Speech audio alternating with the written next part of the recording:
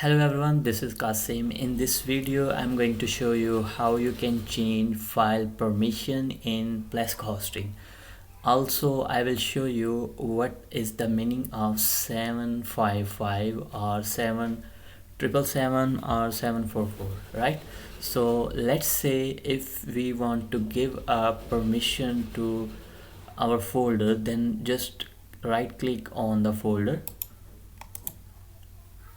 the left click in this Plesk directory, and you will see the change permission when you click on it. So this is the permission area that you will see in every hosting. So some hosting provide the field option where you put the value 755 or 7777, and if we translate this to English, then you will understand this. This read means this read has 4 value, and this write means it has 2 value, and this or run means 1 value. So total values will be 4 plus 2 plus 1. So the total value will be 7. The first row total value is 7, and this is the permission for the owners.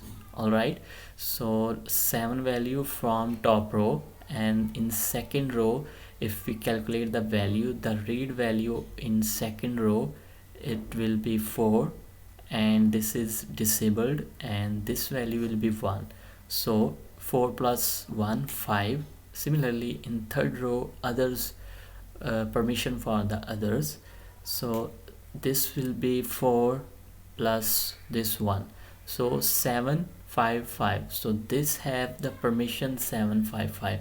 Similarly, you can just disable this one, and the value will be 744. all right, so also you can disable this one, write and executable checkbox, and also disable this, and this will be 444 if you disable this one. All right, it's depend on your what value you want to set here.